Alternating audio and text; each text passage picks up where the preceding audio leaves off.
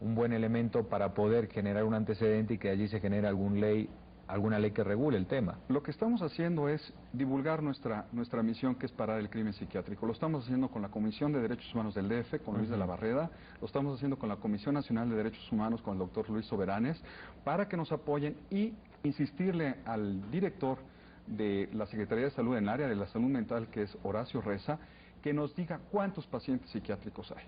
¿Con qué objeto? No porque tengamos todos los recursos para ayudarlos, con el objeto de que el próximo año, en el 2001, no se incremente. Por lo menos que no entren a toda esta tortura que dicen, bueno, ¿cuál es el beneficio económico? Pues sostener hospitales, sostener a una serie de psiquiatras oficiales. Entonces, ya con ese número, detener esto que está sucediendo aquí en México. Segundo, pedir un censo de cuántos electrochoques se han puesto desde 1950 hasta la fecha. Obviamente, con este censo pondría a temblar a todos los directores de los psiquiátricos, porque pues ya nos van a pedir cuentas. Y sí se les va a pedir cuentas más adelante, si quieres lo platicamos más adelante, pedirles cuentas de esos electrochoques y historias clínicas. Hasta ahorita no ha habido un solo psiquiatra de los 4 años que llevo luchando en la defensa de los derechos humanos, que pueda avalar que en todos los hospitales oficiales tengan una historia clínica estos pacientes. Nada más trae la fecha cuando entraron hace 20 años, su nombre y cuándo entró.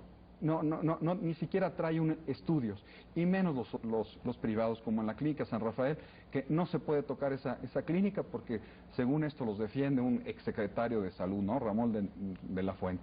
Vamos a hablar en instantes de ese tema y, fundamentalmente, creo que hay un dato más que alarmante dentro de esta historia que se inicia cuando uno ingresa a uno de estos hospitales. ¿Cuál es la fecha de salida fundamentalmente y qué personas han podido salir, han podido readaptarse nuevamente y reintegrarse al sistema social? Usted también creo que nos va a poder aportar algo en ese campo. Nos queda un bloque, hay todavía varias preguntas de la gente, hoy hablando del crimen psiquiátrico en esta edición de Coexpediente. No se vayan.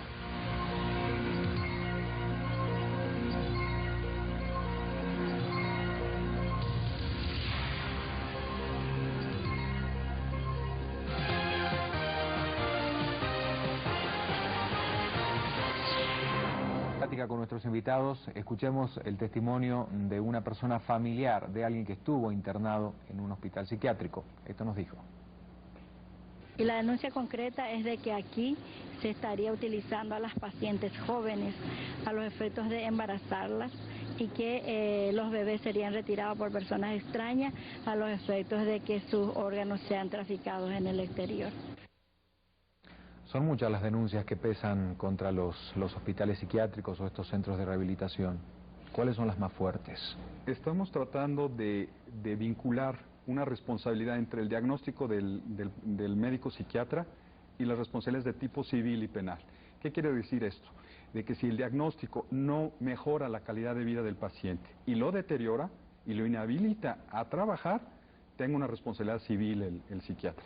Y por otra situación, el aspecto penal, si este paciente muere en un hospital psiquiátrico o se deteriora mucho su vida y termina muriendo en 5 años por una enfermedad de esas accidentales, cáncer, diabetes o sobreviene un paro cardíaco, responsabilidad a este psiquiatra. Estamos luchando porque haya una responsabilidad profesional, porque haya un vínculo entre lo que hace y las consecuencias. ¿Hay controles, son habituales, comunes, que la gente responsable del área de la salud de los distintos países, en este caso la República Mexicana, sepan cómo se está trabajando, qué terapias se aplican y en qué condiciones están las personas internadas en estos lugares, sobre todo los que dependen del Estado? Mira, esto es algo que se tocó en 1967 en Estados Unidos. Salió a la venta el libro Alguien voló sobre el nido del cuco, que en el 72 se hizo la película Atrapados sin salida. Así es. Con Jack Nicholson. Esto cerró el 87% de los psiquiátricos en Estados Unidos. ¿Qué pasa en México? Siguen aplicando durante los 70s electrochoques. O sea, a los psiquiatras mexicanos les vale. En 1980 hubo un crimen muy grande en Australia, en la clínica Chelmsford. Murieron 127 pacientes por una terapia muy común, la terapia del sueño. Tenían estos pacientes dormidos durante 2, 4, 6 meses y luego sobrevenía la muerte. También las autoridades de un país de primer mundo detuvieron la investigación durante 7 años, a fin lo pagaron.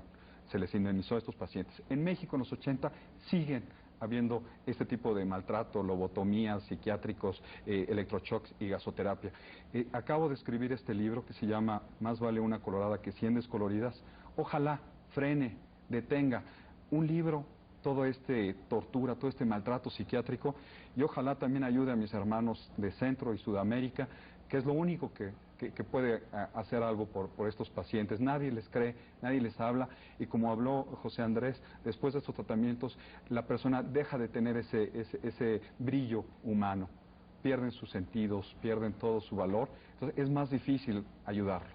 ¿Usted salió por propia voluntad de donde estaba internado la última vez que estuvo en alguno de estos lugares, José Andrés? Sí, me dieron de alta por una buena reacción y una buena conducta. Y porque también soy técnico en comercio internacional, domino el inglés y puedo ser útil a la sociedad, no soy una gente agresiva, etcétera, ¿no? Pero yo considero que... ¿Pudo reintegrarse, permítame que le pregunte, volver a trabajar, volver a tener relaciones nuevamente con alguna pareja? ¿Cómo fue el cambio con su familia? ¿Cómo se readaptó? Bueno, la readaptación ahí sí que los psiquiátricos no estoy muy de acuerdo con ellos. Te sienten ya controlado porque no curan causas, controlan efectos. Exactamente. Entonces, pues ya estás medio controlado, anda, vete a ganar la vida como sea, pero sale uno al mismo medio agresivo que lo metió ahí, ¿verdad? Al que no se podía uno defender. Entonces faltan valoraciones de la salida de un enfermo para adaptarlo a la sociedad, y adaptarlo a la sociedad de estrés, adaptarlo a la sociedad de corrupción, adaptarlo a la sociedad de todo, sociedad, lo que está ahí, ¿no? Y no lo hacen. Eso yo sí lo veo que también es algo que les falta mucho para eso, ¿no? ¿Esta asociación prevé la creación de algún programa de ayuda, de reincorporación, de readaptación de la persona que estuvo o que padeció alguna enfermedad mental y que se haya recuperado nuevamente el sistema social? Lo que estamos haciendo es darles alternativas. O sea, la psiquiatría son químicos, ácidos que queman el cerebro, electricidad que te destruye masa encefálica, gas que destruye neuronas por asfixia. Queremos alternativas. Estoy proponiendo homeopatía para estados de ansiedad, o acupuntura, acupunturistas serios, porque también hay charlatanes, medicina naturista, mil cosas para evitar la psiquiatría. Una vez que estas personas... Pero Mario, el lado bueno, digamos, aquellas personas que tienen algún problema severo, que tienen alguna enfermedad mental y que necesitan evidentemente el tratamiento psiquiátrico.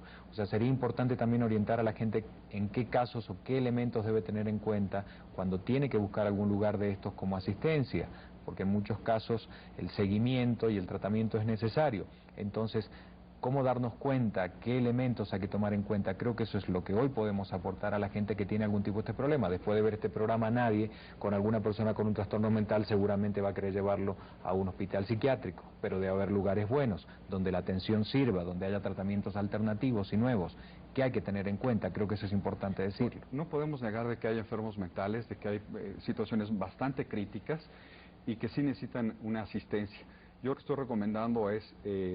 multidisciplinaridad, o sea, varios enfoques, enfoque medicina general, neurológico, psiquiátrico, psicológico, o sea, no llegar con el psiquiatra nada más, ver todas las áreas, ver una respuesta integral a este paciente. Estamos hablando de gente muy mal, muy deteriorada.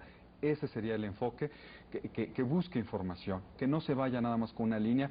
En México todavía no podría decir que hay un hospital de primera línea que lo avale. Lo que hemos hecho es que los psiquiátricos oficiales den consulta externa y que haya una serie de tratamiento sin reclusión, sin encarcelamiento, sin bartolinas. Eso ya es mejorar mucho la calidad de vida del paciente. Mario, hay muchas preguntas.